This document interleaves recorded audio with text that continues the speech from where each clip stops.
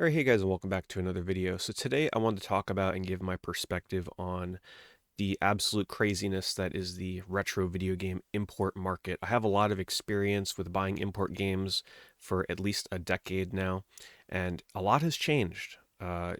Game prices are just completely out of control, and I think the Japanese import market is one of the most predatory video game markets in the hobby. I think it's almost, if not worse, than buying like US games. And I'm going to kind of go into why and give you guys some behind the scenes uh, sort of evidence that I actually believe that there are a lot of games and stores in Japan that will purposefully pick out a single game and just out of nowhere raise the prices on it. So, just a brief history on myself getting into imports. I went to Japan about a decade ago, 10 years ago, where I went and I bought a second suitcase to come home with games because games in Japan at the time were super, super cheap.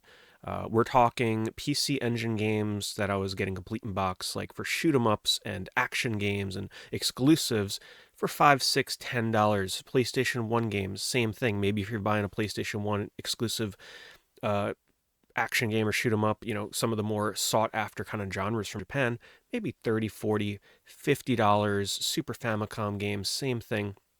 I was like a kid in a candy store. I was buying so many games because they were so cheap. I had to buy a second suitcase just to store the games.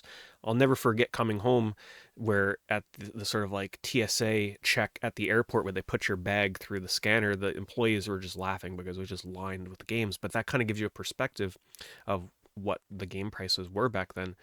And I remember as the years went on, things started progressively getting worse and worse. But I spent a lot of time, and we're going to be scrolling through here, by the way, kind of just talking about some of the things here and showing you what's going on with this market right now. But I was still, once I got back, I was buying a lot of games. I had bought a lot prior to that. And that's why I bought so many in Japan because I knew a lot of the prices. I knew what I was looking for. And when I got back for the next, handful of years, it was still pretty good. You can definitely find a ton of really cheap games, Japanese imports that were exclusive for 7, 8, 9, $10. And this is back when shipping wasn't quite as crazy as it is now. Back when, actually a lot of sellers from Japan would ship it with free shipping. But then over time, I had something happen to me that was very odd. Now, I'm going to scroll down because I'm sure we're probably going to see this game here. And as I talk about it, I can kind of at least show it to you. Probably won't take long. This is a great example. This is a game, I actually included this in a video at some point, where it was a game that was very difficult to find. And when I finally found it, it was like a $60, $70 game. But now suddenly this game is $500 when for the longest time it wasn't that much, even though it is very hard to find. And here it is. So here is Harmful Park. Now, of course, this is apparently for somebody from the US. Just to show you, I am doing a search called Japan Import PS1, so it's not going to show everything. It's kind of probably a little too specific. But here's my story with Harmful Park. This probably happened about a year or two after I got back. So let's just say about 8 years ago, maybe 7 years ago. It's hard for me to remember exactly when this happened. But I was in the market for Harmful Park. I was very much looking to collect most of the PlayStation 1 shoot 'em ups. And around the time, Harmful Park was about a $120 to $150 game. It was one of the more pricey PlayStation 1 import games. And I found a seller on eBay that was selling it for, I think it was $120. And around the time when eBay Bucks was still a thing, I had like $20, $30 eBay Bucks credit or whatever the heck it was. So the game came out to be under $100. I'm like, man, I can't pass this up. I bought the game, and the seller never provided. Well, I think I'm trying to remember. They either never provided tracking or they provided tracking, but there was never any like movement. It was like label created or something, and then nothing ever happened. It's a little hard for me to remember, but essentially, I waited a month because sometimes you buy games from Japan, maybe they didn't send the appropriate tracking and they just figured it would get there. People used to do these kind of things back then. It wasn't as secure as it is now when it comes to like shipping and tracking. So I gave it a month because hey, coming from Japan, it might take a while. After a month went by, I contacted the seller and I was like, hey, it hasn't shown up yet. Can you like tell me what's going on? If you forgot to send it, that's okay, no problem. I'll still take it. And the seller was just like, no, sorry, I no longer have it in stock, and I'll have to refund you all of your money. But the really strange thing is, all of this happens within a span of a month. Keep in mind, around this time, you can, if you $120, $150 for this game, maybe a little more, maybe a little less. Suddenly, Within the next few weeks, I go onto eBay. I'm like, oh, let's check out what's going on with Harmful Park. Maybe there's another good copy up. No big deal. I lost the other one for a great price. I'll find it again. Every single copy on eBay is now suddenly like $300, $350 at the time. And I'm like, whoa, whoa, whoa, what's going on here? Because previously all the other sellers were sort of like $200 and under, 180, I'm just trying my best to remember here. Then suddenly, all within the span of a few weeks of this seller magically not being able to send me my copy of this game, it shoots up in price by almost 100% or more. I think there were some even as high as like almost $400. I mean, it was crazy. It was definitely a huge swing in the market. And keep in mind, this was still during the time where a lot of PlayStation 1 imports were quite affordable. And I thought this was really unusual. And I started thinking to myself, what if, there's a group, a community group in Japan where they get together and they try and coordinate what is going to be the game of the week this time? What game are we going to try and like completely raise the price of because we feel like it should be more expensive for the USA buyers because more and more people from the United States are buying games, importing games. And I really do believe that this was an example of some kind of meeting of the mind of the Japanese sellers getting together and just deciding to relist all of their copies at a super high price because there were no cheap copies. And it's not like all the cheap ones sold and the only ones that were left were the expensive. It was like they all essentially got relisted because I checked the sold listings. It's not like a bunch of cheap copies sold. They just raised the price through the roof. And I've always used this as an example, and it's going to be a good kind of thing to keep in mind as we go through here because I'm going to point out games to you and I'm going to tell you the approximate price that I paid for mine, you know, 6, 7, 8 years ago for these games, and I've seen it happen to other games. Now, when I was collecting, this was an expensive game. This was about a $150 game. Now people want like $500 for it. Of course, we're not looking at sold, but that's okay because most of the listings now, I mean, you're not going to find these cheaper than this. All the sellers all list for these extraordinarily high prices. This is another great example. I saw it happen to Post-Nin, Korokoro Post-Nin. This is a game that used to be about $30 to $40, complete in box. And now suddenly it's a $400 game. Pretty much and this goes for all consoles. I'm showing PlayStation 1 because I have the most experience in PlayStation 1 imports, so it's easier for me to find examples.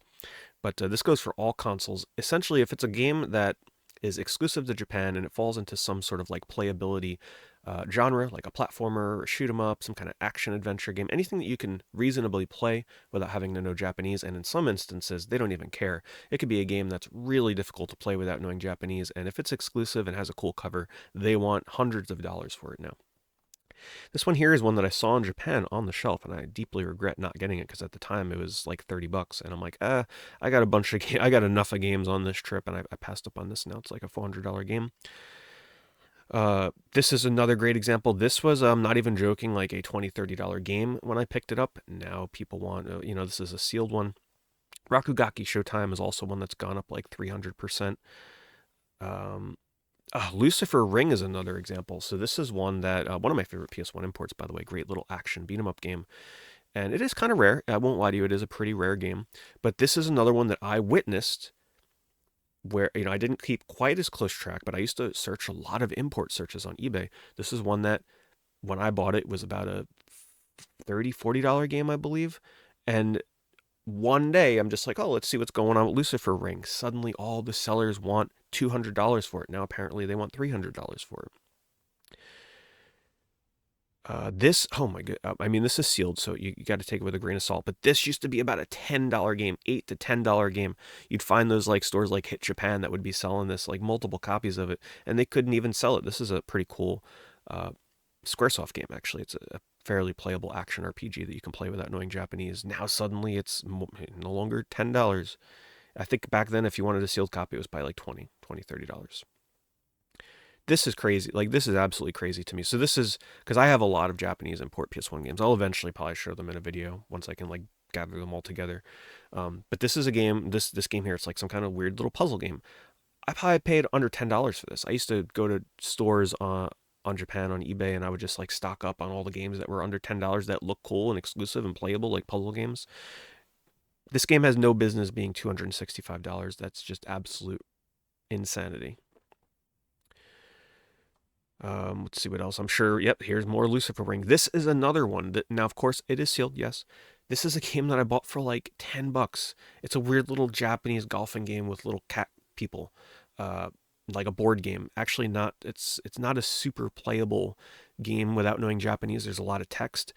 This is another example. This is one I remember talking about this on one of my streams. I'm like, um, this is a game that one day I was just scrolling through doing an eBay stream and I saw somebody asking like $100 for it. And I was like, whoa, hold on a second. And I checked the sold listings. And here's the thing, right? Normally, if a game increases in price, it happens gradually. If a game is $10, $20, okay, it's gradually selling. People start increasing the price. This is not one of those games. Nobody buys this game, Minya de Ghost Hunter. Okay, this is a game where no copies were selling. And then suddenly they're all getting relisted for a like 1,000% price increase. They were listing it before for like 100, 150. Now they want nearly 250 for a sealed copy. Um, it's just kind of alarming, and I just wanted to bring attention to this because you really need to shop around. You need to be patient. This is another one that was like a $50 game, and just do your research, okay? This is another one. Some of these are actually pretty rare, though. So when you go to buy import games, make sure that you're checking sold listings. If they're just not selling, just be more patient. Maybe eventually you'll catch a seller slipping and not really. Maybe they list it for what it's actually going for. I'm sure if you went on the Yahoo Japan auctions and you started, let's actually check sold listings here. If you went on Yahoo Japan auctions and you started checking what games are actually selling for, you'd probably be able to go on there and use like a middleman service to buy games a lot cheaper on there. I would not recommend, as you can see, right? This is a wonderful example. So we're doing the same search. I'm sorting by highest first. Did you see how many games that are listed for $500, $400, $300? Now look at this. These are all of the most recent sold listings for Japanese imports, at least with my like search criteria. You're not seeing anything selling that high, at least what eBay is choosing to show to me right now. So that just goes to show you that they're asking incredibly high prices. The games are not selling for those prices, but they're being stubborn about it. They're trying to force the market into paying way more than these games should be going for and were going for in the past. There's no price trend of a smooth, curved price charting kind of line showing the gradual increase of these games. It's just like a hard stop and then a hard increase, and that's what they want. And if you want these games, that's what they're going to force you to pay. I'm very disappointed because Japan used to have really great affordable prices on these, and it just got too big too fast. The Japanese sellers started noticing that a lot of people were importing games from the United States. And what was happening was, and I think the sole reason that this really started occurring was they also started noticing that people were just straight up buying games from them to flip them on US eBay for more money. So you'd get people that would buy the Japanese imports for 10, $20, and then they would try and flip them for like 40, 50, if not more. They started noticing a lot of tourists coming to Japan to buy games. There's probably a lot of people in Japan, which, hey, you got to do what you got to do if that's your hustle, if you're going to buy games and sell them in Japan. Not a problem. But they probably were taking a lot of notice to a lot of people, especially, you know, Americans that would move to Japan or whatever have you, that would just start making businesses selling Japanese games and making a ton of money doing it because the US market, if you're living in the United States and you go to Japan, you know what people in the United States are looking for, you know what people are willing to pay, so they started jacking prices up to probably what they felt was appropriate. Japan caught on and they escalated it beyond belief. So I don't want this video to be too long, but I've been wanting to talk about this for quite a while and just let you guys know. Be careful out there when you're importing games. If there's ever a PlayStation 1 import that you're thinking about picking up and you want to like rack my brain for what I remember that game selling for back in the day.